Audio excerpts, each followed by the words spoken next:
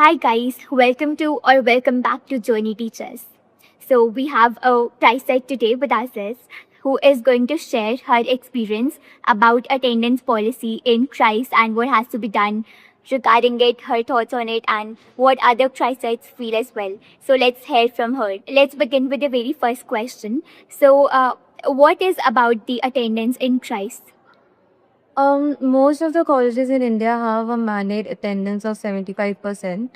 Big colleges like IIT, IIM too have attendance of 75%.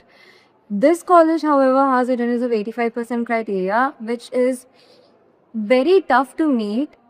During the pandemic, they did give concessions. If the attendance was low, you could do some things to make it up for it, but now the concessions are off. So you just directly have to repeat.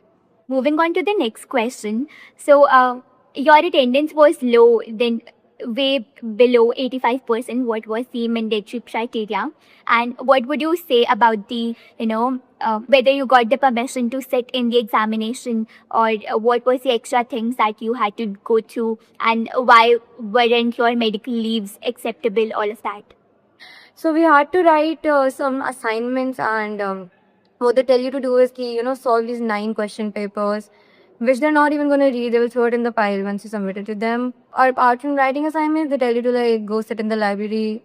But yeah, below a certain percentage, you do get debarred. This time it was 50 below. From next time it will be 70 below. And what would you tell about the fees, because there was a certain fine as well, according to my knowledge. Yeah, so to write the exams again, you have to give 4,000 to 5,000 rupees. Then only you can write the exams. That is the fee. So Yeah, and according to every increasing 1%, there was certain charges that were getting added up to, if I'm not wrong, 1,000 per percentage, which is low for you in the attendance. So that was it. What is your curriculum looks like, and what is the student life at campus? Your thoughts on that? my schedule in this college is so hectic. And the thing is that all of us are students. We're 19, 20. It's not only college we have to focus on. We have to focus on many different internships going on outside college. We have to focus on the master's where we do that. We have competitive exams we have to prepare for. It's not easy. So honestly speaking, I have not taken part in any extracurricular in 1.5 years, even though I'm part of many production houses in the college. I just do not take part in it because I do not have the energy for it after 4 o'clock.